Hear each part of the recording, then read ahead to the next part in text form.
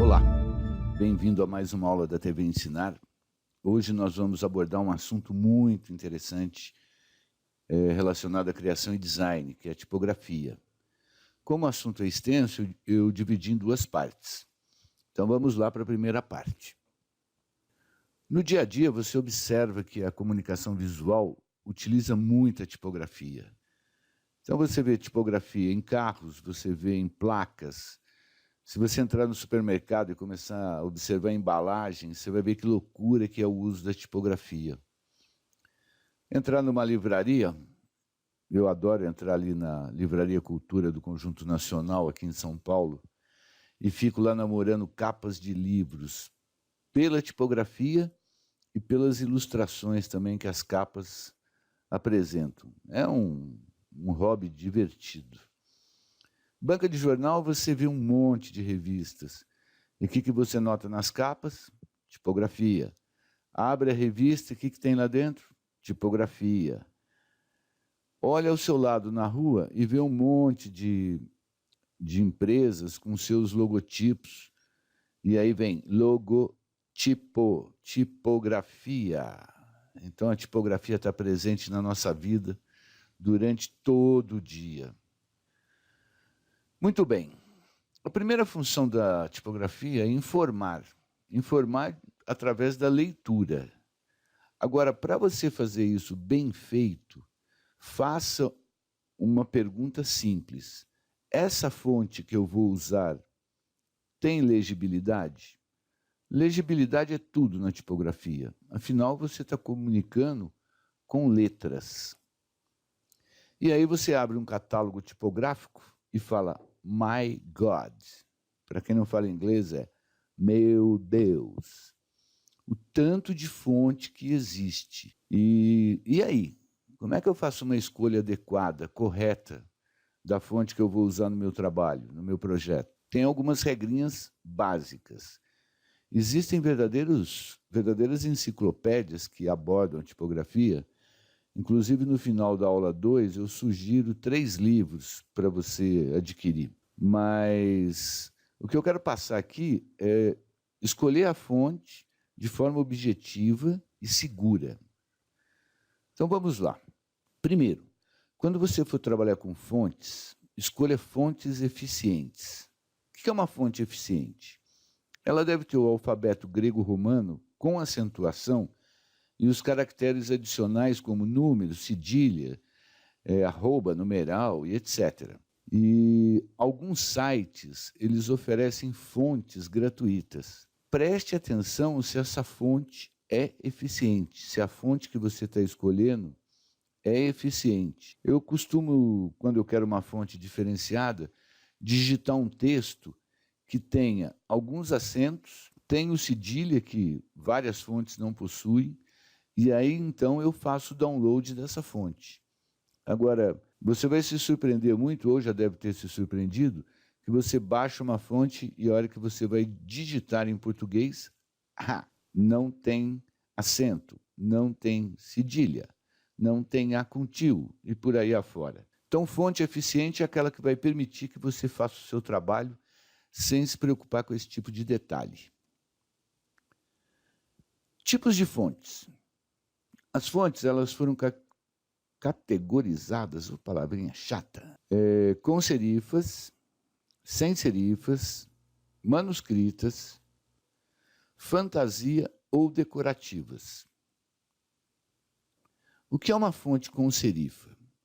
As fontes com serifas, elas possuem esse adorno complementar ou na base, ou na haste superior, ou em alguma curvatura, como aqui no pé do R. Então ela tem uma característica especial, que é esse desenhinho adicional nas suas bordas. Elas são categorizadas em serifas romanas. A primeira e a segunda são bem interessantes, porque lembram as colunas romanas. Aliás, você sabia por que as colunas romanas têm essa curvinha na sua base? É para quando a água da chuva cair, ela não ficar empoçada no pé da coluna. Esses caras eram espertos, eles criaram aquele tal de arco que revolucionou a arquitetura. Aí eu tenho serifas mais duras, tenho serifas bem discretas. Essas que se parecem com colunas romanas são chamadas serifas romanas. Não é incrível isso? Aí eu tenho outro tipo de serifa, que é a serifa eslabe. A primeira, eu percebo que ela se parece muito com a serifa romana, mas observe que tanto o topo quanto a base é reto. Então essa é uma característica das serifas do tipo eslabes. Elas são retas. E aí eu tenho mais intensas, médias e finas, mas continuam sendo serifas. A origem da fonte com serifa, como eu disse anteriormente, é romana. A fonte foi inspirada no desenho da coluna romana. Quando eu tenho massas de textos longos, por exemplo, livros de ficção, jornais, revistas, ou marcas e logotipos, eu utilizo as fontes com serifa.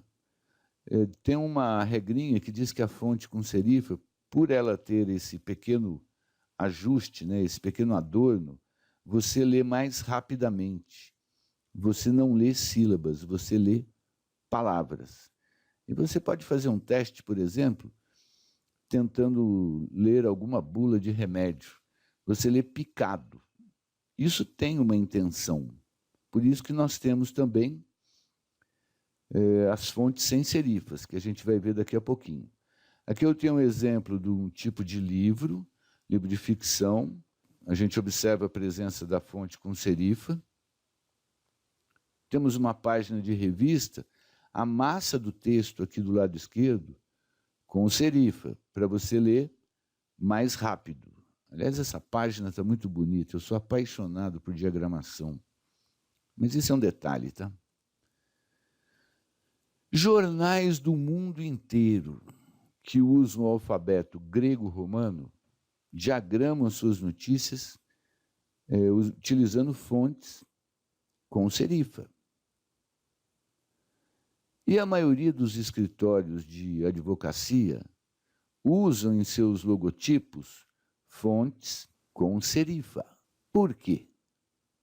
Porque o direito nasceu em Roma. Fonte com serifa, coluna romana. Entenderam a analogia? Por isso que eu acho legal a gente enriquecer o conhecimento, estudar história, origem das coisas, porque no processo criativo, toda informação ajuda a construção da sua ideia. Let's go! As fontes mais populares são Baskerville, Bodoni, Garamond, Goody, Palatino, Perpétua, Souvenir e a Top, que é a Times, uma das fontes mais utilizadas no mundo. Percebo que elas são muito parecidas, mas notem como as serifas elas têm um desenho diferente. Isso é que dá a identidade de cada fonte. As fontes sem serifas, acredite se quiser, não têm serifas.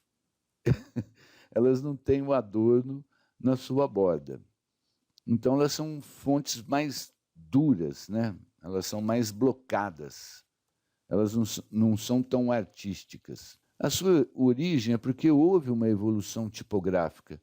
Então, foram surgindo novos tipos de fonte. Quando eu tiver massas de textos longos, eu posso usar em livros técnicos ou manuais, para relatórios, aqueles relatórios chatos que ninguém gosta de ler, revistas técnicas, tipo revista de aviação, revista de náutica, e etc. E marcas e logotipos. A aplicação aqui é bem grande. Se você observar o manual da sua TV, do seu liquidificador, aliás, ninguém lê manual, né? Você vai perceber que o uso da fonte sem serifa é constante. Por quê? É para você prestar atenção no texto. A leitura em massas de texto com a fonte sem serifa, ela é mais pausada, é mais concentrada. Aqui eu tenho um livro de composição de imagem na área de fotografia. E observe também, como é um texto técnico, eu tenho que prestar atenção. E aí a diagramação foi feita com a fonte sem serifa. E logotipos é consagrado, né? Grandes empresas adotam fontes sem serifa nas suas marcas. Aliás, a título de curiosidade, a fonte mais utilizada no mundo na construção de logotipos é a fonte Helvética. Mais para frente você vai saber por quê. Aí as mais populares são Eurostyle, Franklin Gothic, Frutiger, que é um grande design, né, de tipos, Geometric, Helvética, que é um clássico, Roboto, que é uma fonte que está em moda, principalmente para sites, Square, que eu gosto muito de utilizar para fazer título, pelo desenho dela ser aberto, e a Universe, que é um clássico. Depois nós temos as fontes do tipo manuscritas, ou cursivas. Elas imitam nossa caligrafia. É como se fosse escrito à mão.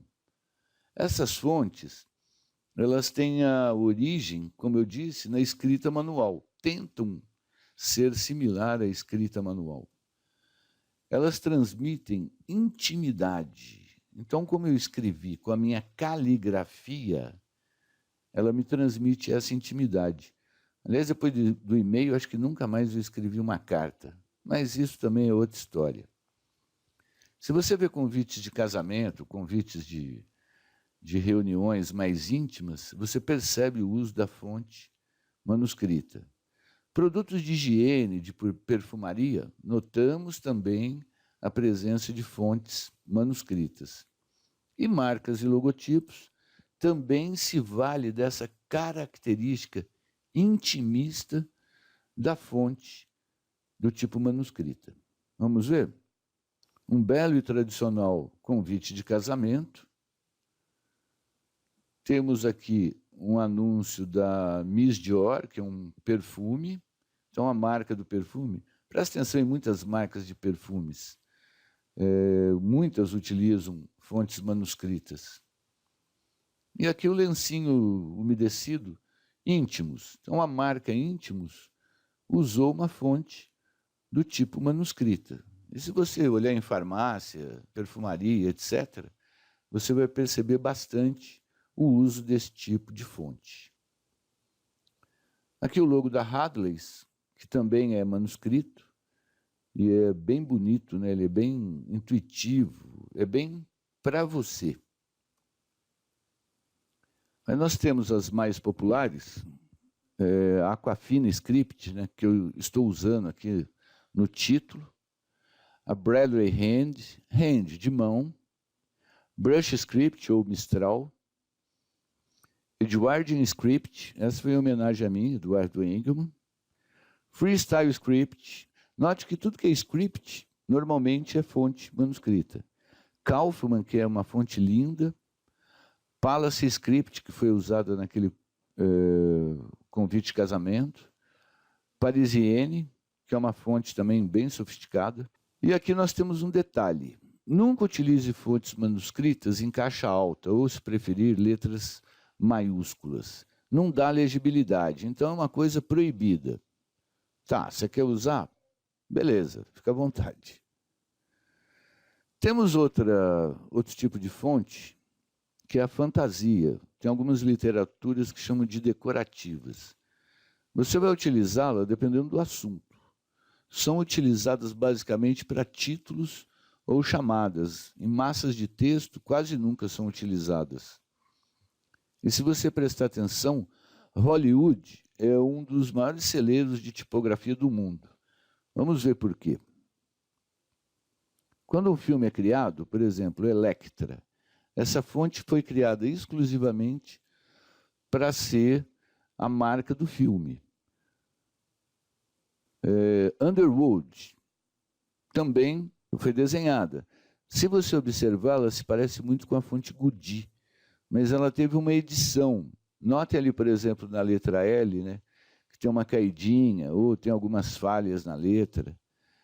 Então, a fonte ela foi redesenhada.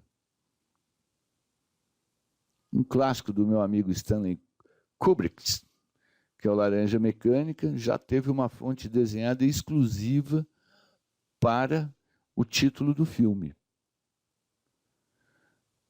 E aqui um exemplo clássico, né, do filme Os Imperdoáveis, Unforgiven, com Clint Eastwood. Perceba que a fonte ela se parece com aquele título do saloon, dos botecos lá dos filmes de Bang Bang. Então você já é remetido para o Velho Oeste. Então a fonte fantasia ou decorativa, ela tem essa intuição. E aqui também um desenho da fonte usada para o filme Troia, que eu achei genial pela simplicidade do traço. E esse R aí, ele se assemelha a um punhal, enfim, você tem várias interpretações. E agora nós vamos falar um pouquinho da fonte em itálico, que todo mundo não, perdão, a maioria utiliza porque acha bonitinho. A fonte itálica, ela tem função específica para grifo e para velocidade. Aliás, quando eu fui trabalhar numa editora, fui trabalhar na editora Globo, lá na revista Época, aí eu ouvi assim, não, grifa esse texto. Eu falava, grifa? O que é isso? Eu não tinha consciência desse termo. E, na verdade, não era para sublinhar. Na verdade, era para colocar em itálico. Então, existe uma linguagem própria na área do uso da tipografia. Então, eu uso em grifo ou em velocidade. No grifo, por exemplo, eu posso comentar sobre o que uma pessoa falou. Segundo A.G. Angel, que sou eu mesmo, o mundo deveria ser mais macio para absorver nossas quedas, principalmente quando somos derrubados. Quem falou isso? A.G. Angel. Eu poderia ter colocado isso em aspas, porque foi uma terceira pessoa que falou. Agora, ou você usa o itálico, ou você utiliza aspas. E o grifo também é utilizado em palavras de outro idioma. Por exemplo, marketing, hardware, software, se bem que essas palavras já estão aportuguesadas, se é que existe esse termo. Quando você pega, por exemplo, o nome de uma orquídea, o nome original dela está em latim. Aí esse nome original, ele vem em itálico. Por quê? Porque latim é um outro idioma diferente da língua portuguesa. Embora o português tenha vindo diretamente do latim, mas isso também é outra história. O uso para transmitir velocidade da fonte em itálico, você percebe no dia a dia em chamadas que estão relacionadas à velocidade. E se você observar também, algumas fontes não possuem o estilo itálico. Se bem que hoje no Illustrator, no Corel, no InDesign, eu posso inclinar a letra. Então, mesmo uma fonte que não tem itálico, eu posso fazer uma adaptação. Não fica legal, viu? Mas, vamos lá, um clássico. Velocidade máxima. Fonte em itálico. Velozes e Furiosos. Fonte em itálico. Aliás, está no 6. Depois vem o 7, 8, 10. Eu acho que isso nunca vai ter fim. O logo da escuderia Ferrari. Em itálico. Nada é mais veloz que uma Ferrari. Exceto a Mercedes. Foi mal, hein, Ferrari? Bom, era isso que eu queria passar para vocês nessa primeira parte. Beleza?